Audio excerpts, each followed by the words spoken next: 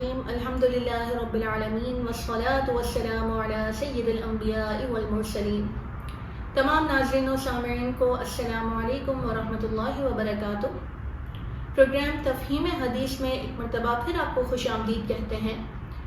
اور ہماری تیسری حدیث مبارکہ ہے، کتاب الرقاق کی تیسری حدیث کریمہ ہے۔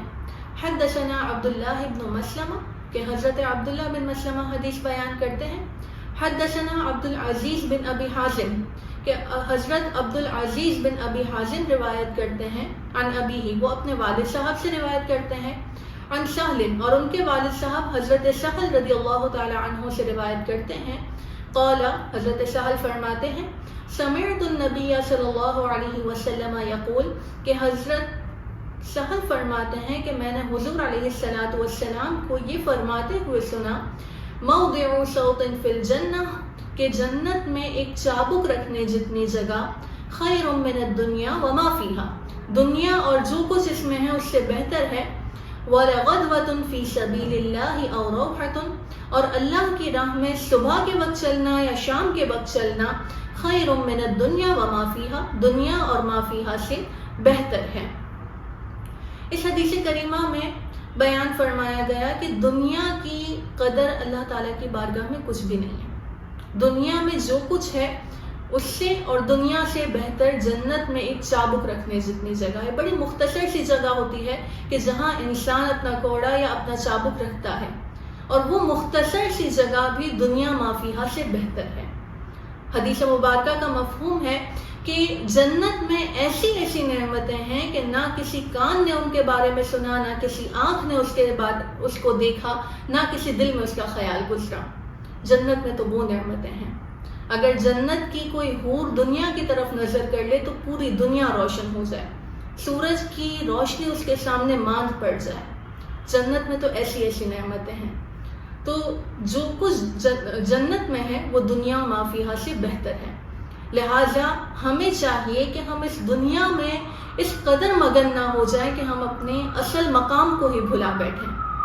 ہمارا اصل مقام جنت ہے، ہمیں جنت سے ہی بھیجا گیا ہے، اور ہمیں جنت میں ہی لوٹ کر جانا ہے۔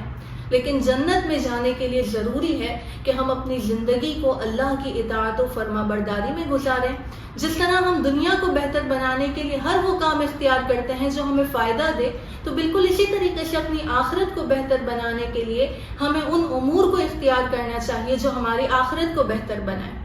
اسی طرح دنیا میں نقصان سے بچنے کے لیے ہم ہر ممکن کوشش کرتے ہیں، بالکل اسی طریقے سے اخروی نقصان سے بچنے کے لیے، دوزخ کے عذابات سے بچنے کے لیے ہمیں دنیا میں اللہ کی اطاعت و فرما برداری کرنی ہے، اس کے رسول صلی اللہ علیہ وسلم کے احکامات کے مطابق زندگی گزارنی ہے۔ اور پھر حضور علیہ السلام نے فرمایا کہ اللہ کی راہ میں صبح یا شام کے وقت چلنا دنیا اور ما فیہا سے بہتر ہے۔ تو اللہ کی راہ میں چلنا مختلف طرح سے ہو سکتا ہے کہ انسان قرآن کی طرف بڑھا، انسان قرآن کا علم سیکھنے کی طرف بڑھا، مسجد کی طرف اپنے قدم بڑھائے، جہاد کی طرف اپنے قدم بڑھائے، تو یہ ساری صورتیں اللہ کی راہ میں چلنے کی ہو سکتی ہیں۔ لہٰذا ہمیں چاہیے کہ ہم اپنی زندگی کے ان اہم اوقات کو ضائع کرنے کے بجائے اللہ تعالیٰ کے دین کا علم سیکھنے میں مصروف ہو جائیں، کیونکہ علم کا ایک باب سیکھنا ساری رات عبادت کرنے سے افضل ہے، اور اللہ کی راہ میں چلنا، اللہ کی راہ میں دین کے لیے چلنا، دین کا علم سیکھنے کے لیے چلنا دنیا و ما فیہا سے بہتر ہے۔ تو اس لیے ہمیں چاہیے کہ ہم علم دین سیکھیں اور اس کے تقاضوں کے مطابق زندگی گزاریں۔ اور کچھ علم دین ایسا ہے کہ جس کا سیکھنا انڈیویجولی ہر ایک پر فرض ہے، ایک ہے فرض عین، ایک علم ہے فرض کفایہ۔ فرض کفایہ میں ہر چیز کی تفصیل آ جائے گی کہ قرآن مکمل تفسیر کے ساتھ، حدیث تمام آنی چاہیے، اسی طرح جو مکمل عالم یا عالمہ کورس ہوتا ہے، یہ سب فرض کفایہ میں جائے گا کہ اگر امت کے بعض افراد نے بھی اسے سیکھ لیا تو سب کی طرف سے کفایت کرے گا۔ لیکن کچھ علم دین وہ ہے جو فرض عین کہلاتا ہے، جسے انڈیویجولی ہر ایک پر سیکھنا ضروری ہے، اور اس میں بنیادی طور پر 3 طرح کے علوم آ جاتے ہیں۔ ایک باطنی گناہوں کا علم، اسی طرح عقائد کا علم، اور تیسرا ہے عبادات کا علم۔ ہمیں معلوم ہونا چاہیے کہ کون سی چیز ہمارے دل کو گندا کرتی ہے اور کس چیز کے نہ ہونے سے ہمارا دل صاف ہوتا ہے۔ اسی طرح عقائد کا علم ہمیں ہونا چاہیے کہ اللہ تعالیٰ کے بارے میں ہمارے کیا نظریات ہیں، اس کے صفات کے بارے میں، شرک کسے کہتے ہیں، رسولوں کے بارے میں کیا عقائد ہونے چاہیے، ملائکہ کے بارے میں کیا عقائد ہونے چاہیے، تقدیر کے بارے میں ہماری کیا سوچ و فکر ہونی چاہیے۔ ان تمام کا علم سیکھنا ہر مسلمان عاقل بالغ پر فرض ہے۔